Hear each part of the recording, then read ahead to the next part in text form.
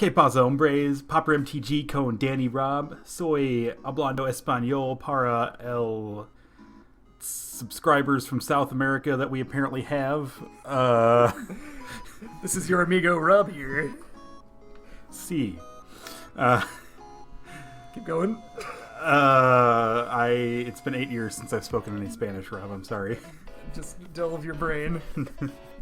It looks like we're going to delve into this sweet deck list. That's the plan. So, and also, you know, this Decktech that you guys are watching right now, this is going to be our 100th video. Wow! 100 videos That's, for 200 subscribers, maybe. That's ciento in Spanish. Ciento videos. Video, that's just video. Yeah, that's Video. video. Amigo. See. Hombre. All right. So this is our Madness Brew. You can see it says right there, Madness Brew. Starting off with the land base, we got 2 Evolving Wilds.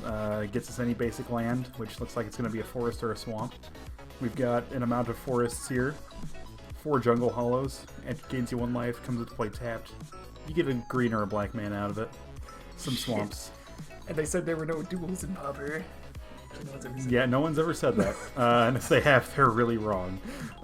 There's a small amount. There's an amount, yeah. They're there, but they're not that good. Right. Anyway, moving on to the other things. We got 4 Wild Mongrel. You discard a card. Gets +1/+1. Becomes a color of your choice until end of turn.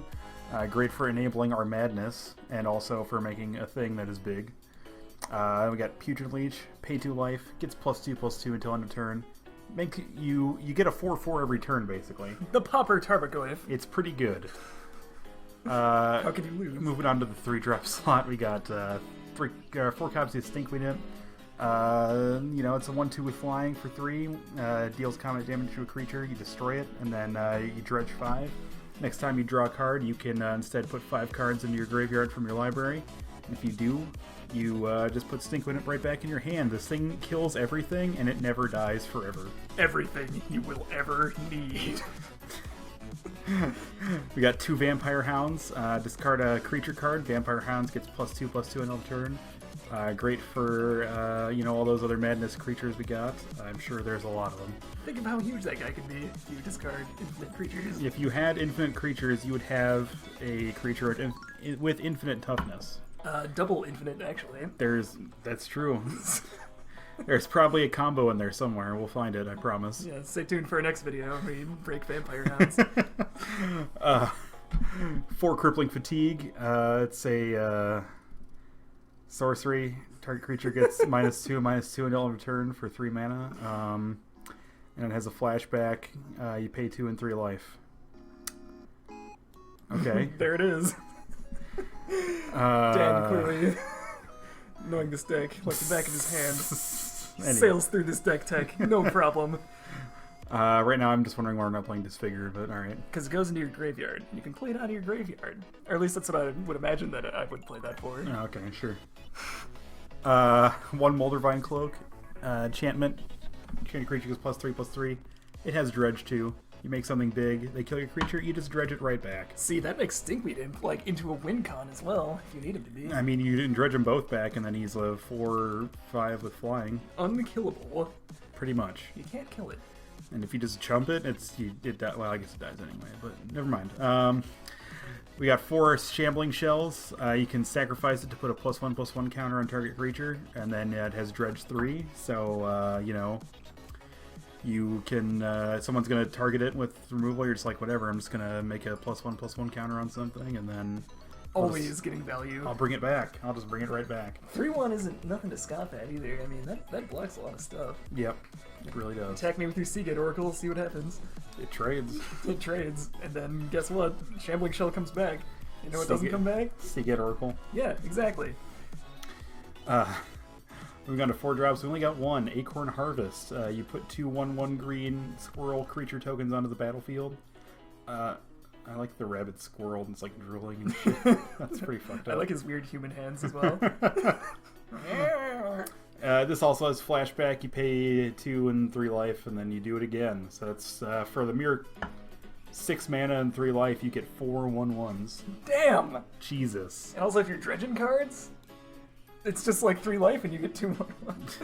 These are like cards that are in your graveyard, but they're like in your hand. Exactly. This is crazy. It's like fake card advantage. All right. Then we got 4 Gathan Raiders. Red card in my green-black deck? How do you even play this card, Dan? How would you even have this card in your green-black deck with no red sources? I don't know. How are we doing this? I don't know, man. It's like alright, so it's a morph creature? It is, yep.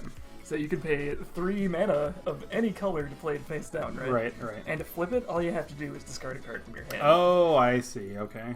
So that kind of acts like maybe like a Wild Mongrel as well, maybe like a Vampire Hounds kind of deal. Yep. Except for if you have Hellbent. Hellbent means you have no cards in your hand at all. Yep. Alright? Yep. It's a fucking 5/5 for 3 mana. How do you beat that? You don't. Exactly. You can't win. All right. These... We might as well not even play games. The conclusion is foregone. I We have agree. Gathan Raiders. No one's ever going to expect a 5 mana cost red creature in our green-black deck. That's true. I would not expect that. Also, you can do that at instant speed, so if someone like blocks your 2/2, bam! Right. 3/3. What up? Amazing. Never expected that. All right. We also got 4 Arrogant Wurms. He's so arrogant that if you discard a card from your hand, if you would discard him from your hand, you could play him for 3 instead.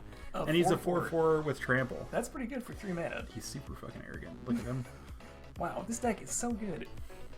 Then our last card, Gurmag Angler. I don't need to explain this. He's a 5/5 for 1, basically.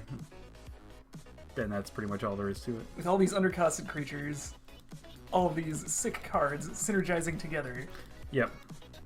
we've already won. I'm just gonna say that again. Okay. Alright, moving straight on to the sideboard. Yep. We got 4 Nausea. All creatures get -1/-1 till end of turn. It's good against tokens, as we found out. It's like Shrivel if you're not a bitch. True. It's like Shrivel if you make goblins puke on top of things. There you go.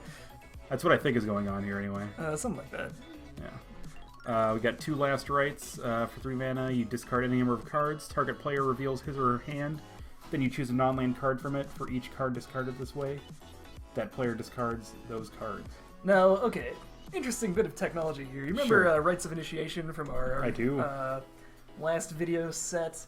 It's the same idea with this card. You cast this, and upon resolution, you discard the card. So Right, if they have a so- counter, you lose nothing. Absolutely except for nothing. that card, obviously. Right. But still, you can be like, alright, so I discard all my things that come back from the graveyard, Right. and then they lose their whole hand, and Pretty you much. just have like an empty board just to fuck them over with. Right. You just keep fucking, you can't stop.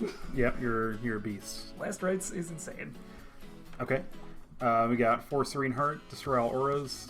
If we don't want to see a lot of enchantments, we kill them all with how serene our heart is. Hexproof sucks. Pretty much. If I ever play... We have never played against Hexproof, have we? We have. Really? Yeah.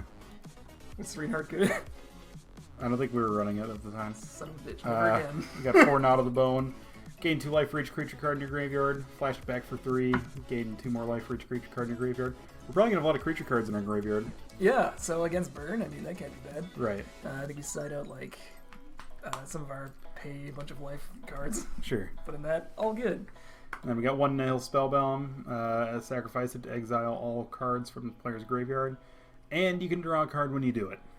Yeah, there were some... I don't know. I feel like maybe I should adjust the sideboard slightly so it includes some kind of artifact hate. But, I don't know. Serene Heart is just so good when it's good, and you always want it against the decks you want it against. Right. Possibly, maybe another Nihil Spellbomb could be put in here, but I don't know. I kind of like the sideboard as it is. Against certain matchups, you can just have complete blowouts, and, I don't know. That's my comment, bro. Okay, sure. So, that was our sweet deck tech. Dan, do you want to do some Spanish language action again? No.